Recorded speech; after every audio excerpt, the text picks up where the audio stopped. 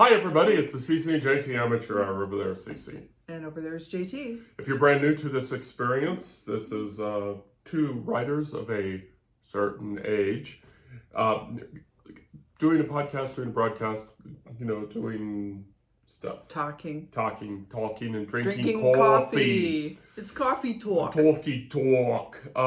We've been doing the writing thing for a while. We've been doing the podcast thing for a while. This is episode 177 of our podcast. So what we do is we like to sit down every Sunday, drink our coffee, and talk about writing. Mm-hmm. We talk about writing. We talk about our current projects. We talk about some, general pie in the sky kind of things that we have for our brand new, well, not our brand new company, but our new company.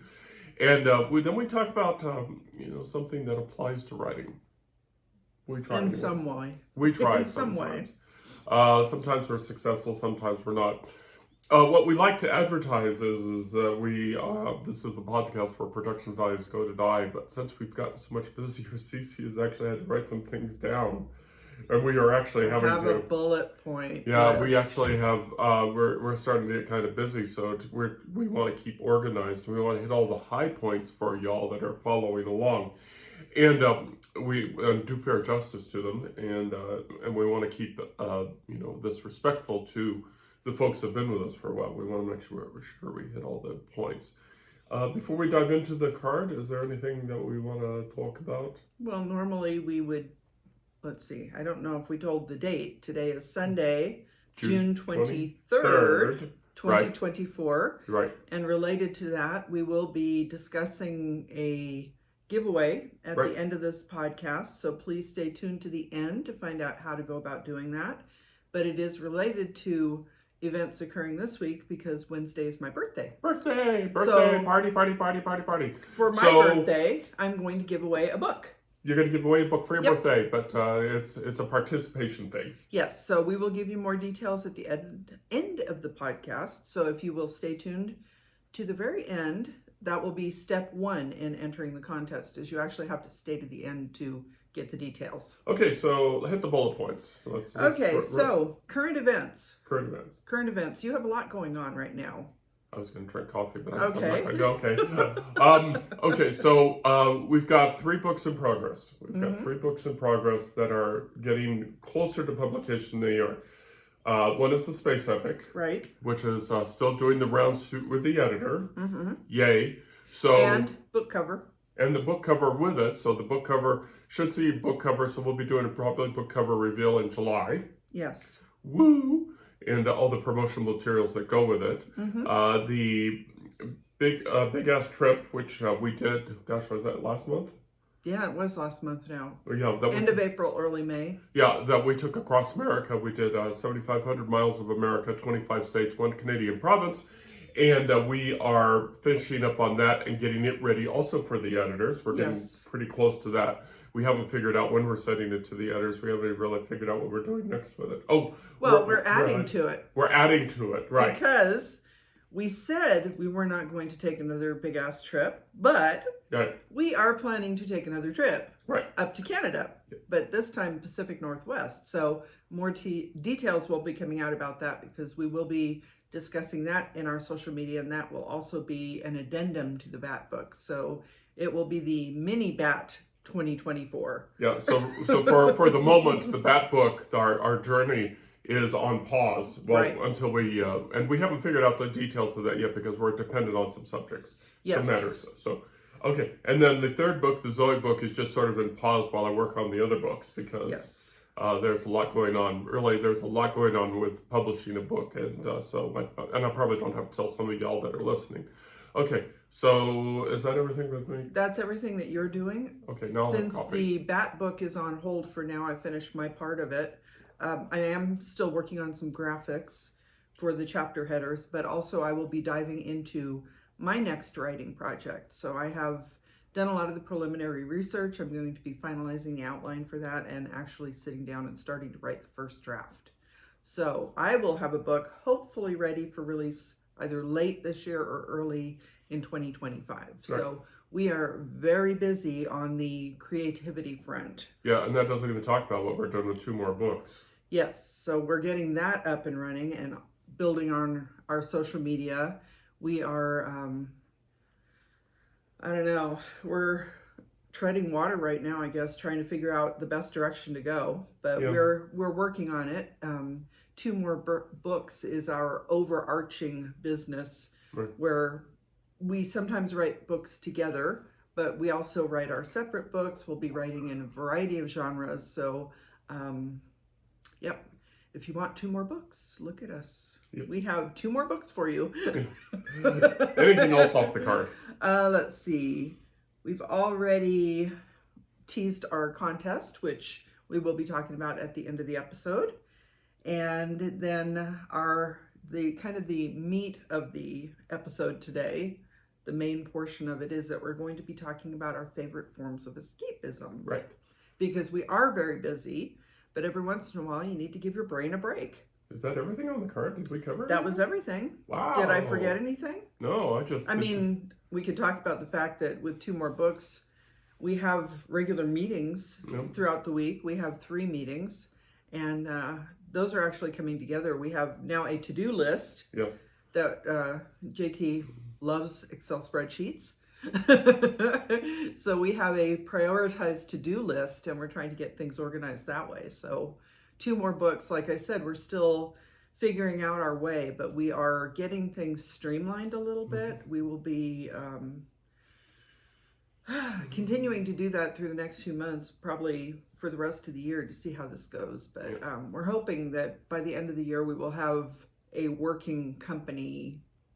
Yeah. Because as we said, we have a lot of projects that are either, in my case, about to begin, or in your case, some that are very close to being released. So we will be marketing those. We will be posting more on social media. We will be continuing to write. We will be traveling. We actually have potentially a couple of trips planned for later this year. Oh, 2 for later this year. 2 1 for later next this year when Okay. we're not doing anything. We're retired. We're retired. Yeah, retirement is just so slacking.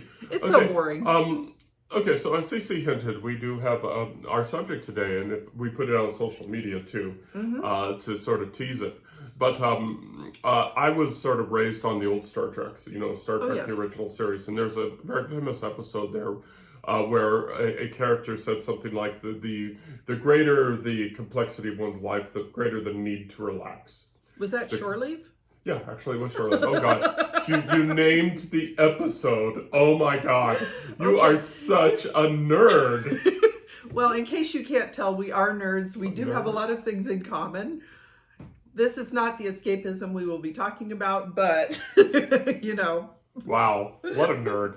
Okay, so the greater the complexity of life, the greater the need for relaxation. And so we are going to talk about escapism, because escapism, sometimes you just got to get away. And I don't want to say that this time of our lives are busier or more insane than any other times of our life, both internal in our home and outside of the events of going home, because folks, whether you believe it or not, life has always been insane.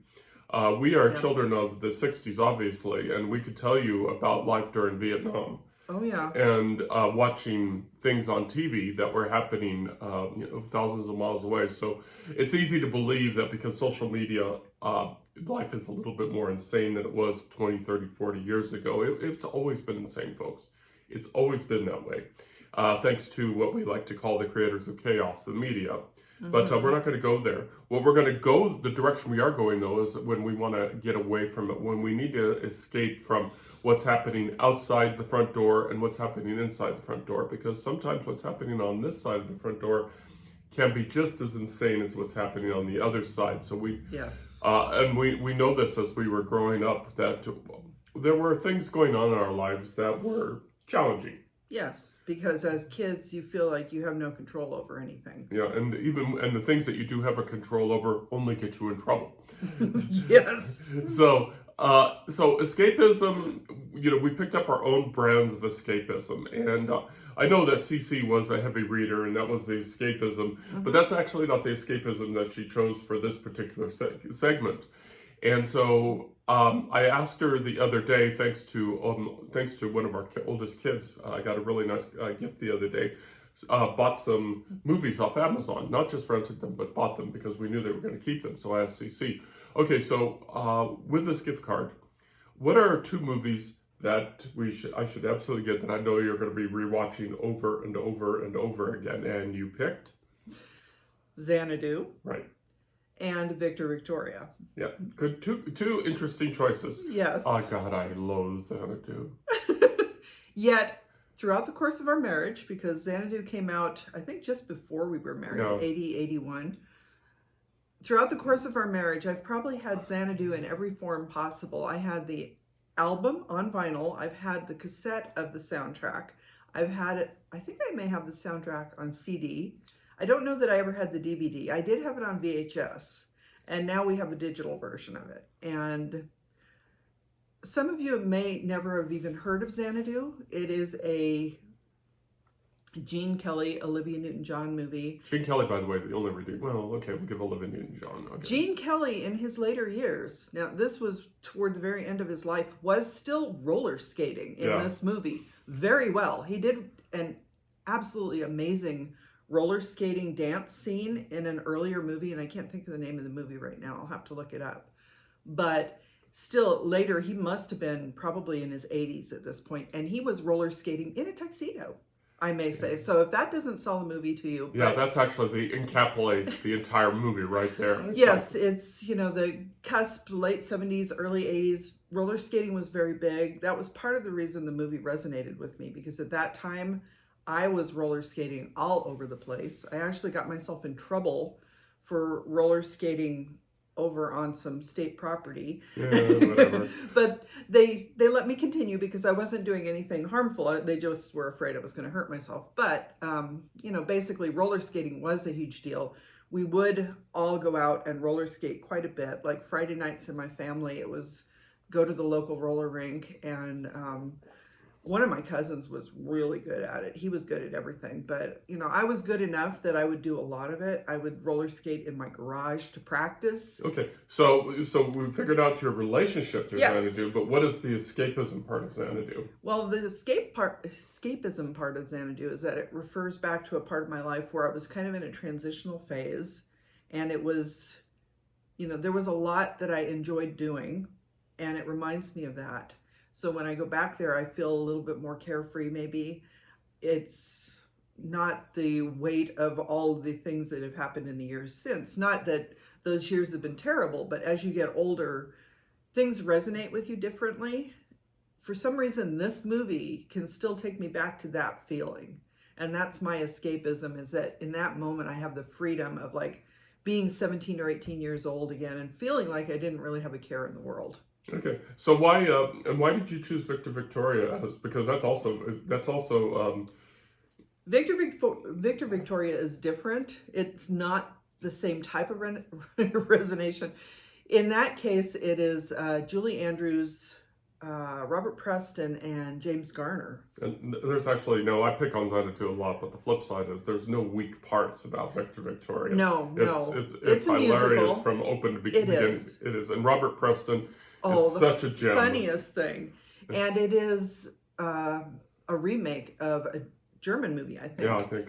But it is hilarious. It is a gender-bending movie, so it's a woman pretending to be a man, pretending to be a woman in order to achieve some fame, because basically she's starving to death in Paris in the 1930s.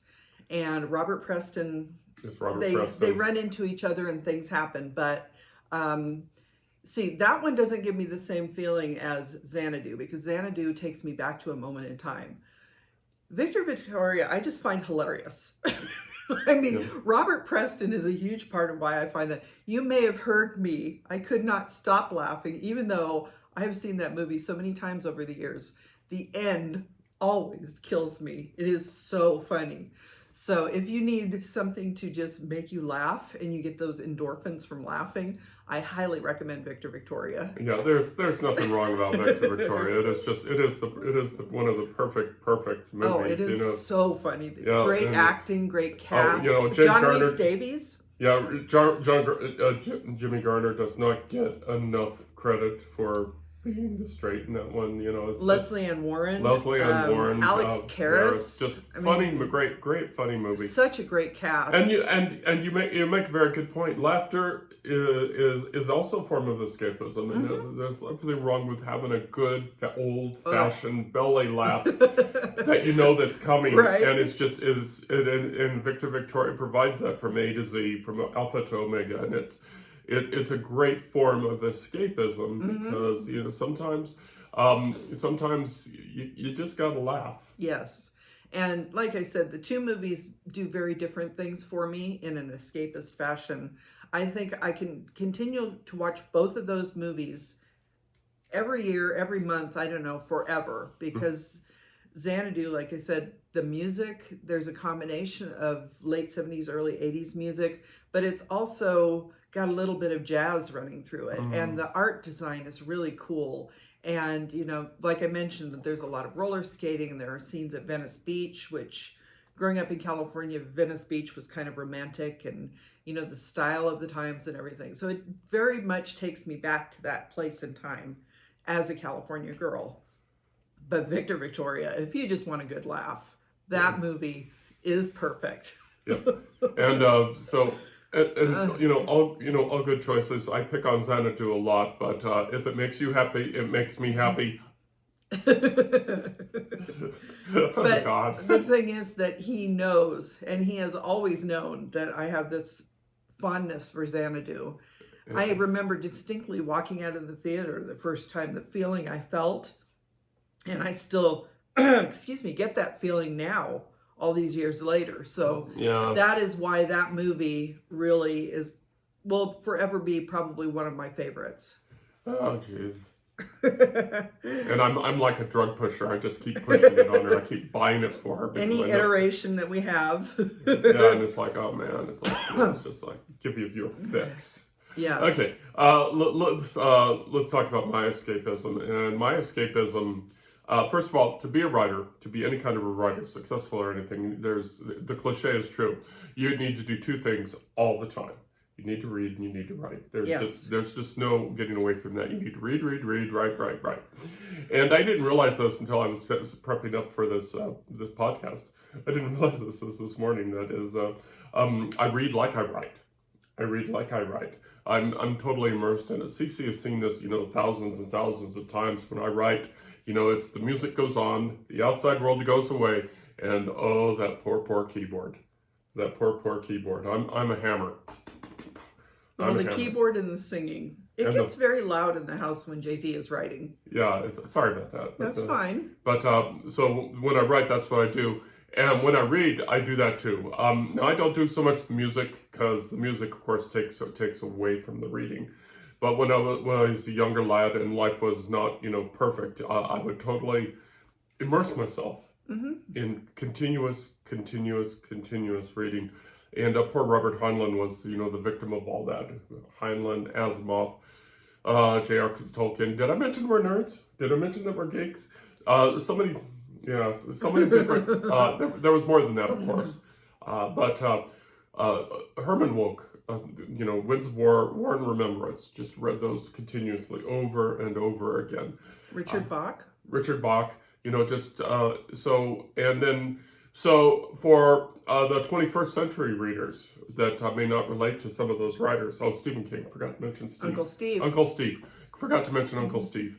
And then later in life, John Grisham, and, it's just so many different writers. And, I didn't even mention the women writers, which I'm about to, but just so many different women writers. I made a list once of women writers that I've read, and it's just, the list is just long. Starting with Anne McCaffrey, and then going from there, Agatha Christie. Oh, here I go.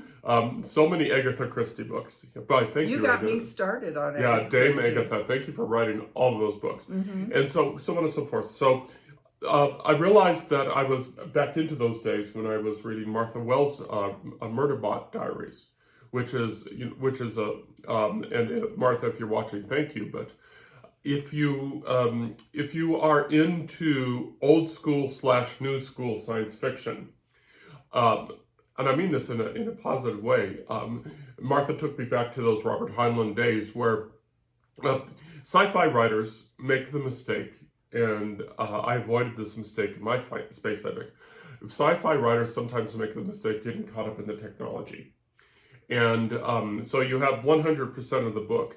And what I see is sometimes sci-fi writers, they like to push the technology over the 50% point, thus shrinking the characters.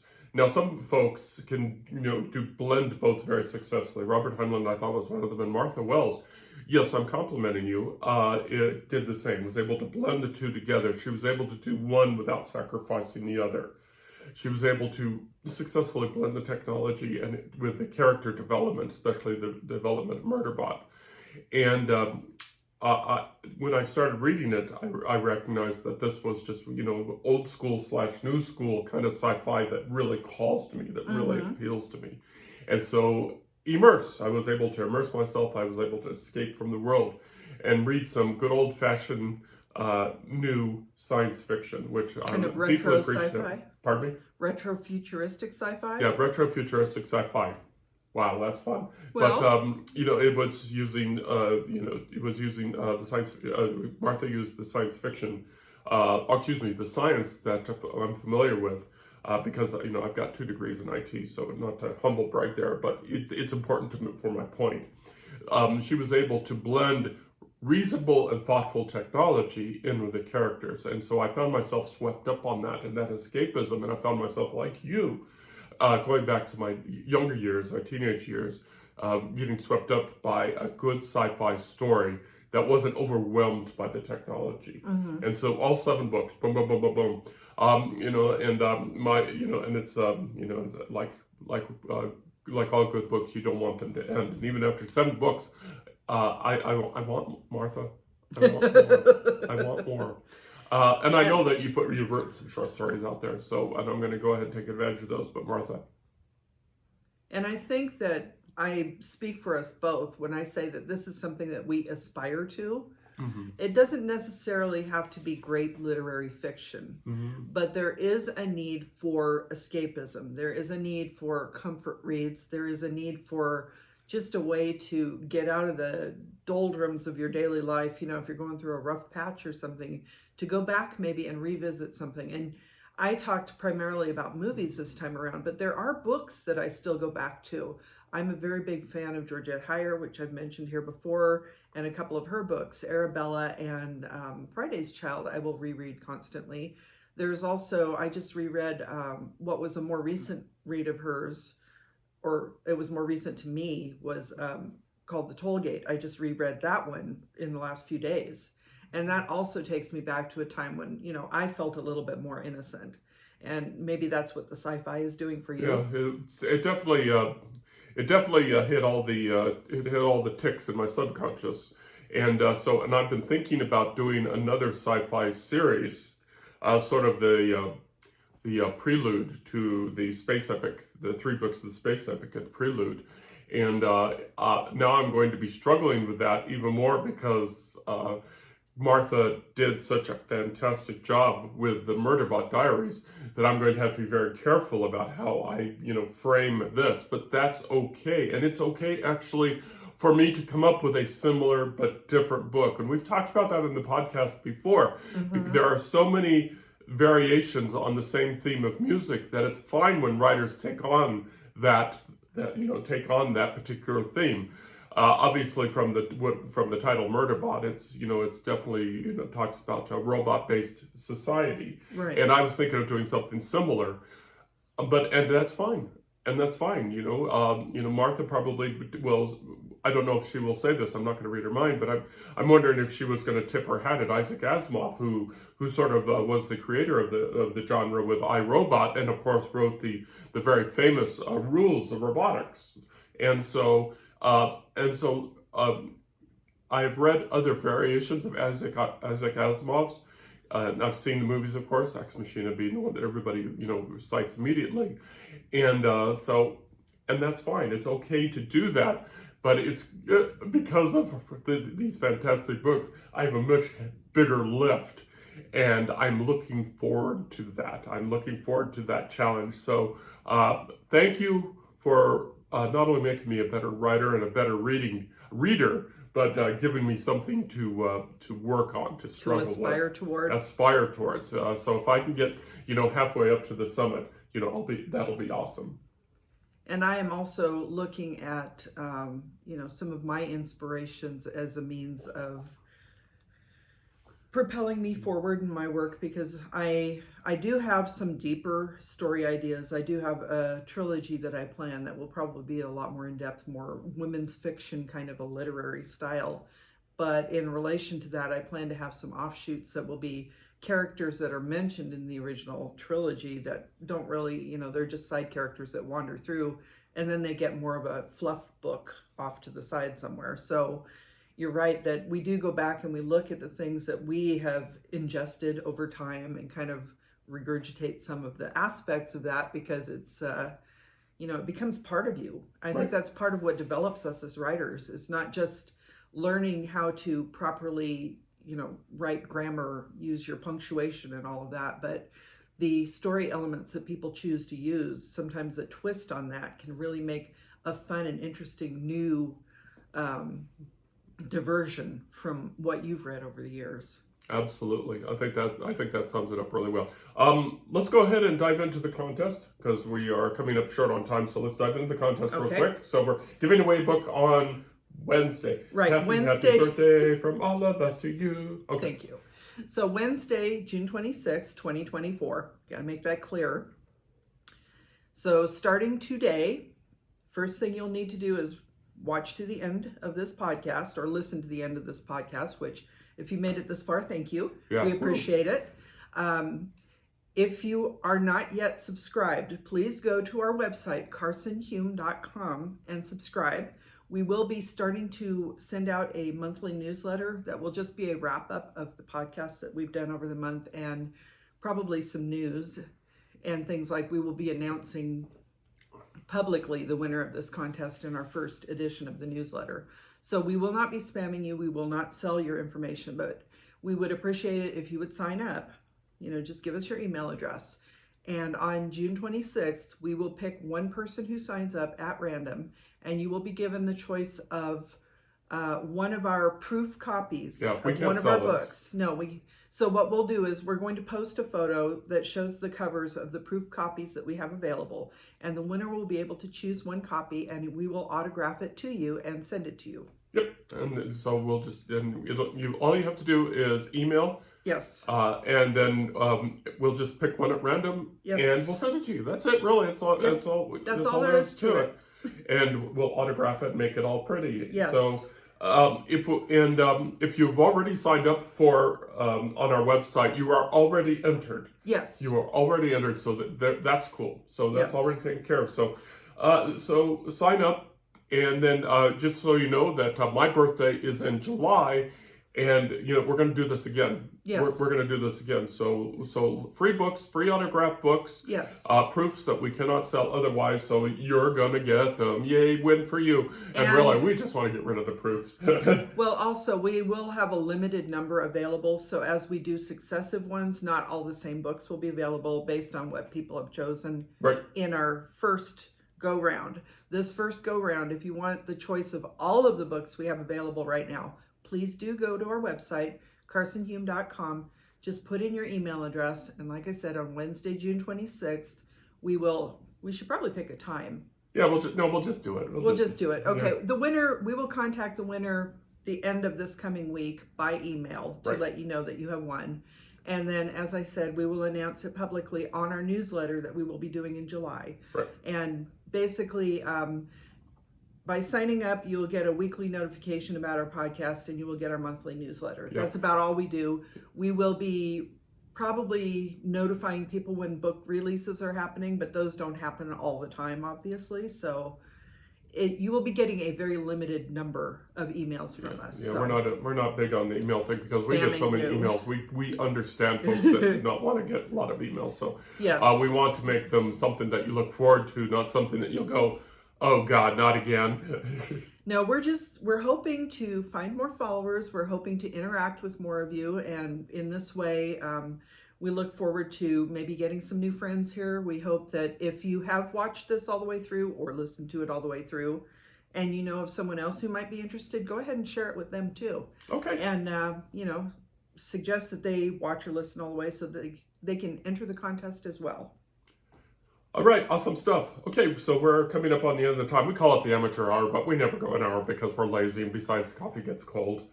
And we don't, yeah.